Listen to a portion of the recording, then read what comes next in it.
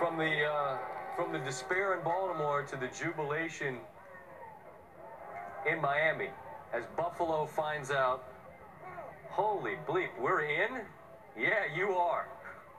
Mike Rodak joins us from Miami. You're there, and Sal just had the grim duty and the cold of having to see and document the sadness. You get the happy duty of sharing with us the joy of Buffalo. What was that scene like?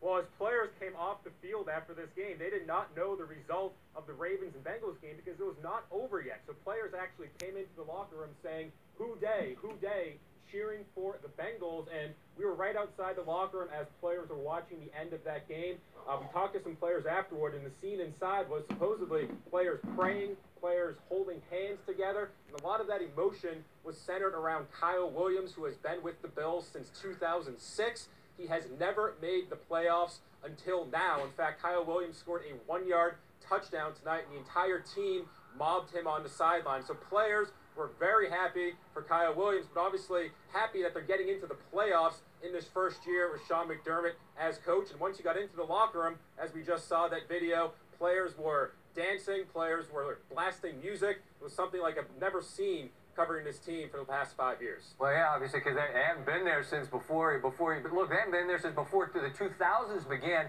and as great as this is, as exciting as this is for the team, for Buffalo, Shady McCoy goes down. Is there any sense of the severity of that injury and whether by some sort of miraculous healing powers he'd be available for them?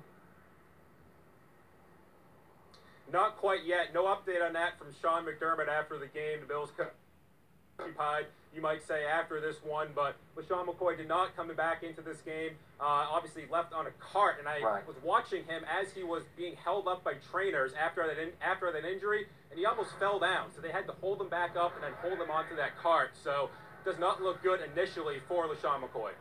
Yeah, that was a tough thing to see, because you can typically tell when an athlete knows that he or she is injured, and the reaction was certainly indicative of that. And as you point out, leaving via cart, then that's just no good at all. So that's the grim news. But in Buffalo, where they've been waiting so long to make the playoffs, if nothing else, they've got a seat at the table. Mike, appreciate the time, and Happy New Year to you. Be well, all right?